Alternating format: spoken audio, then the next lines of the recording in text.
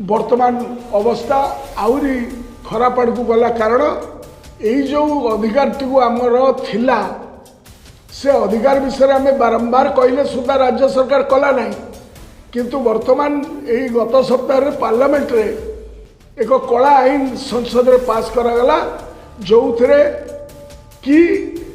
आम राज्यर जो अधिकार था छड़े ने खाली आम राज्य नुह अन्य सबू राज्य जो मानकर खनिज संपद अच्छी तांकर जो अधिकार था छड़े ने एवं यही कला आईन पास कला बेले आम राज्य जाइथिबा 20 जन बीजेपी सांसद चुप रहिले। ओडिशार अर्थनैतिक वस्त्र हरण दिल्ली पार्लियामेंट रे हैला एवं एमाने ताकू चुप्तर सही गले। जो प्रकार कार्यक्रम कले नहीं राज्य सरकार से गोटे रहस्यमय जिनिस कथा ए रहस्य किए करिवो किंतु खेती है कार खेती है राज्यर एवं ए खेती षड्यंत्र करिथिला किए क्यों माने एथिपाई दायी संपद आमर अधिकारी भी आईन अनुसार आमर किंतु आको छड़े नेले। ये डबल इंजिन सरकार जो धोखाबाजी कले से मु कौन कही आगु 18 मास तलू मुझे चेतई थी। बंधुगण नमस्कार। गत वर्ष माने 2025 मसीहा मार्च मास 24 तारीख दिन गत वर्षर विधानसभार बजेट अधिवेशन समय रे इस्पात और खनि विभाग खर्च दाबी आलोचन मु भाग नहीं मान्यवर सुप्रीम कोर्ट को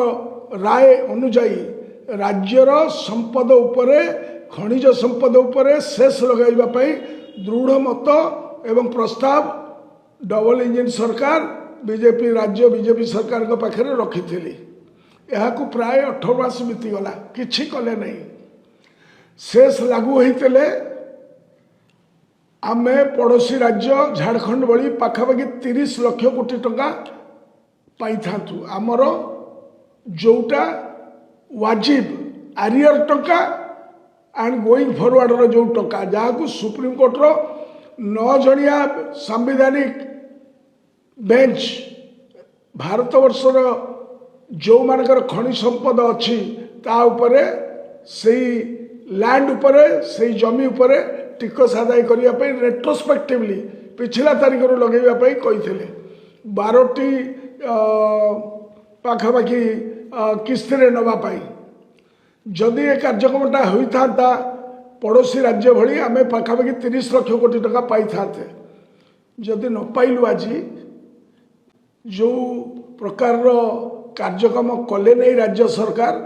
से गोटे रहस्यमय जिनिस कथा ए रहस्य किए करिवो किंतु खेती है कार खेती है राज्यर एवं ए खेती षड्यंत्र करिथिला किए क्यों माने एथिपाई दायी वर्तमान अवस्था आउरी खराब आड़ को गला कारण यही जो अधिकार टी आमर थिला से अधिकार विषय आम बारंबार कहले सुधा राज्य सरकार कला ना किंतु वर्तमान यही गत सप्ताह पार्लियामेंट रे एक कला आईन संसद रे पास करागला जो थे कि आम राज्यर जो अधिकार था छड़े ने खाली आम राज्य नुह अन्य सबू राज्य जो मानकर खनिज संपद अच्छी तांकर जो अधिकार था छड़े ने एवं यही कला आईन पास कला बेले आम राज्य जाइथिबा 20 जन बीजेपी सांसद चुप रहिले। ओडिशार अर्थनैतिक वस्त्र हरण दिल्ली पार्लियामेंट रे हैला एवं एमाने ताकू चुप्तर सही गले। तेणु समय आसीची एथिपाई आम स्वर उत्तोलन कर लड़ाई करने पड़ो नहेले भविष्यत पीढ़ी आम मान को केबे क्षमा देवे ना। संपद आमर अधिकारी भी आईन अनुसार आमर किंतु आको छड़े नेले। ये डबल इंजिन सरकार जो धोखाबाजी कले से मु कौन कही आगु 18 मास तलू मुझे चेतई थी जे तमें कार्यक्रम कर जहाँ कही 18 मास तले गत वर्ष 24 मार्च 2025 रे ताको टिके सुनी नियंतु एवं आगामी दिन लड़ाई पाई एकाठी हुअन्तु। This is what I've told. Now I will come to the Supreme Court judgment and government inaction. Supreme court judgment 25 जुलाई रे जो गोटा देला ओरिसिड विषय रे मंत्री महोदय रखिले आंसर जो आंसर रे आई एम नॉट सैटिस्फाइड ओरिसिड act 2004 and rules 2005 were struck down by Honorable High Court of Odisha 5/12/2005 re. After disposal of the said case, government will take decision in the matter. सान भाई तते हाथ जोड़ी निवेदन करुछि राज्य गुड़िक ऊपर जो सिद्धांत रखिले सुप्रीम कोर्ट झारखंड आदाय कर साराणी पैसा ओडिशा करिबो नहीं when you apply the letter of the law you apply equitably to everybody 1 lakh कोटी टका तमे अर्जन करिबो आकु छाड़ी दबो माने आदर गेन किए हबो so your answer is humbug I do not agree to your answer निवेदन करिबी जे कार्यक्रम करिबो नले इतिहास तुमको क्षमा दबो नहीं तेणु करी परवर्ती पदक्षेप आप कौन नेबे उत्तर रखिबे तेणु करी मिनरल एवं मिनरल बियरिंग कार्यक्रम ऊपर दुईटी कथा रखिली